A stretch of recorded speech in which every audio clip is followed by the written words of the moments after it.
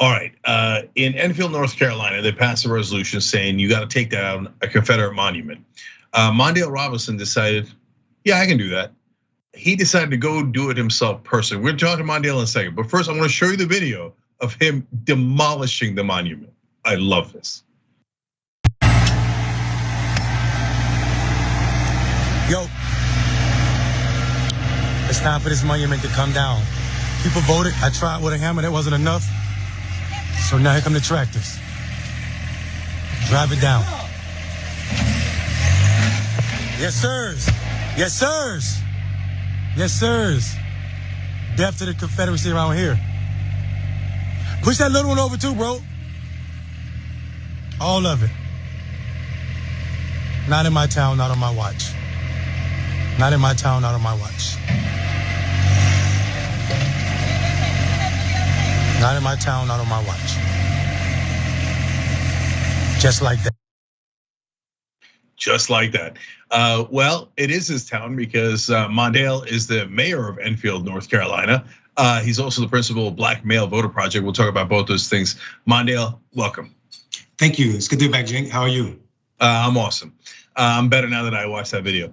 All right, so tell me the story of first how it came to be that that you got to a point where you could take that plaque down, that statue down, and then I want to talk about your family's past, and then I want to talk about how to get black folks to vote, black males in particular.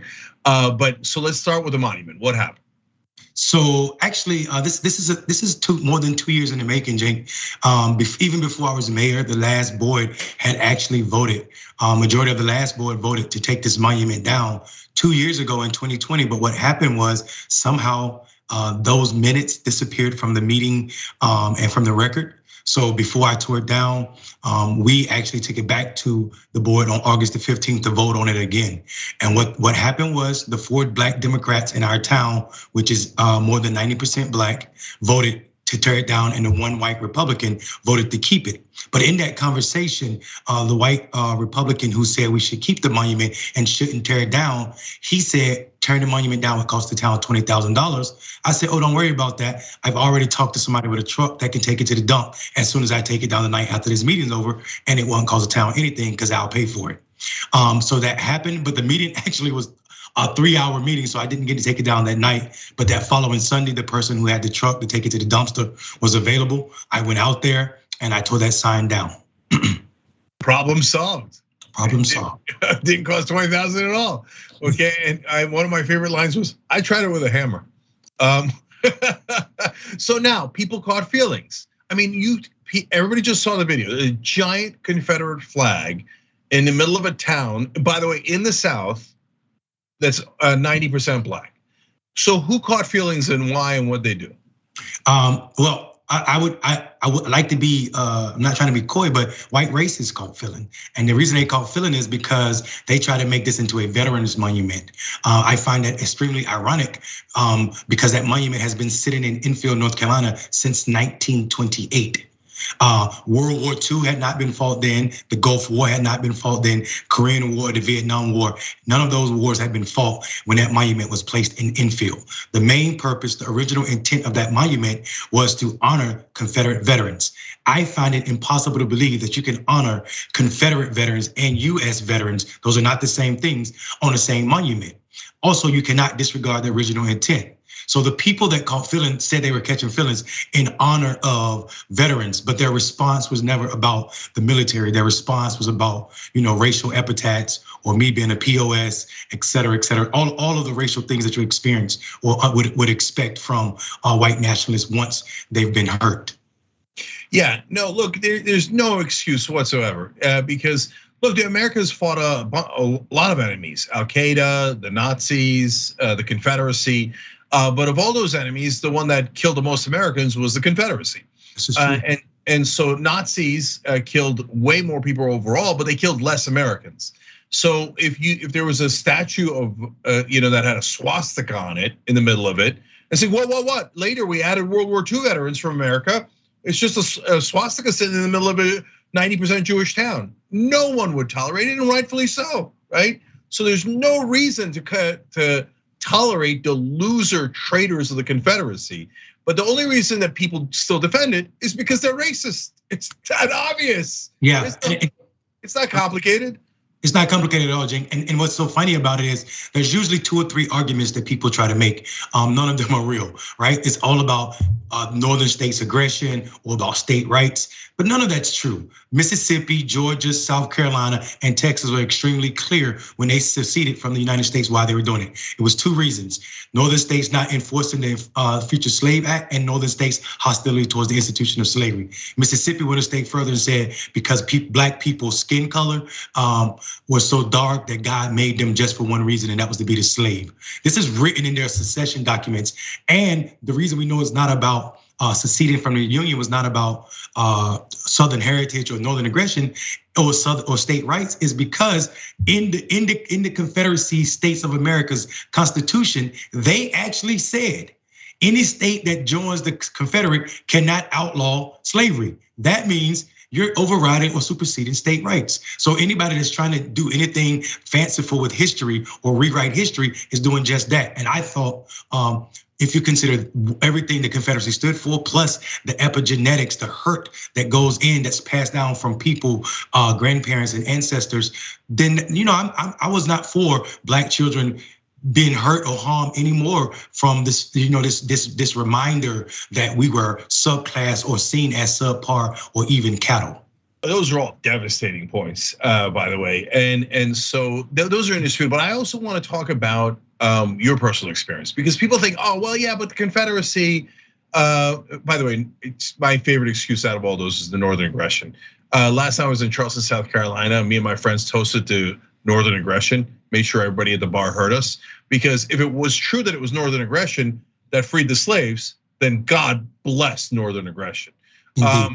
Okay, so anyways, but it's still personal and it's still today. So tell us about this town and your parents. Yeah, I have fairly young parents. My father was born in 49, my mom in 56. But I'm also from a sundown town. Enfield, North Carolina was a sundown town. And for your listeners that don't know what a sundown town is, this means at a certain time, black people are no longer allowed to be on the streets or in a certain part of town.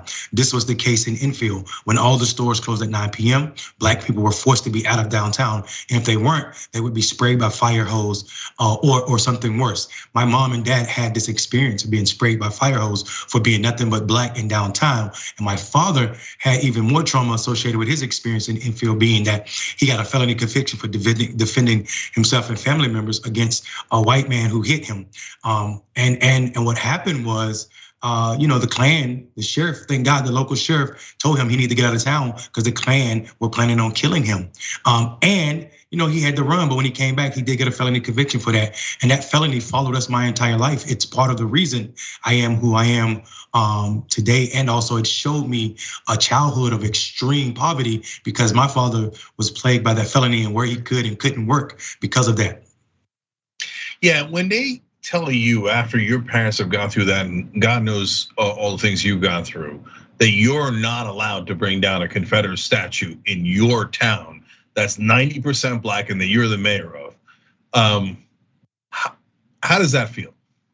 It feels like America reminded me that there's a high tolerance for black suffering, black pain, and folk telling me that the monument stood for 96 years and I'm trying to erase history. And I can't understand for the life of me how my white neighbors or white people in this country, because I've been getting hate mail from people all over this country, can't see that this is the swastika to black Americans. The Confederate flag is a constant reminder that at a time in this country's history, we were cattle. We were less than human. We were seen as second-class citizens. And I think what happened is so many people seem to believe that the civil rights movement in the 60s was only about getting black people equal seats at a lunch counter or on a bus, but not about the mental equity that's necessary for people to be recognized as full citizens. Yeah, so if people want to say that Confederacy is their heritage, your heritage can kiss my ass. Your heritage was deeply racist, treated people as subhuman, and was one of the worst heritages in the history of the world. So suck on that. All right, so Mondale, just real quick before I get to the Black Male Voter Project. I'm curious, your parents' reaction, right? I mean, having lived that racist past in that town, how proud are they that you became the mayor? I think, I mean, you know, on election night, I saw my mom and dad look at me and realize that, you know, their life was not for nothing, right? I'm one of 13 kids, and I think my parents saw at that moment what they were put on the planet for, and that was to make me and the rest of my siblings. I also saw when that monument came down, I saw fear in my parents' face when I went to their house to visit them, who live 5 miles outside of town, because that's the trauma associated with being Black and doing something that would upset white people. My dad, sometimes I still have to shake him from calling young white men sir when they don't call him sir when we're in stores or something together. And I'm reminding him that this too is part of the racist history. So my parents were, while they were proud of me becoming mayor and also me taking a stand, they are also extremely nervous. Yeah, I get it. Yep, there's no question that's the past, and it's not just the past, it's in their bones. They're alive right now and they lived it. And so that's what makes it so immediate. All right, now you're also the principal of Black Male Voter Project. Black women are prolific voters, but Black men not as much. So how do we fix that? Well, Jake, you and I are not the problem with Black men not voting. And the way that we fix it in this country is we address a few things. The first one is that the Democratic Party and its auxiliaries can't continue to spend, you know, $6-7 billion on elections and exclude Black men and only target white women or mostly white women in their work, right? We have a party that know that Black men are their second largest base after Black women, but they don't acknowledge the issues and the needs of Black men, especially those who live on the margin, who are transient, right? So we have to figure out a way that we take away these white consultants' power and make sure that we're spending money with Black consultants who are running programs that are culturally competent, not addressing Republican talking points on TV. Yes, you know, I wonder if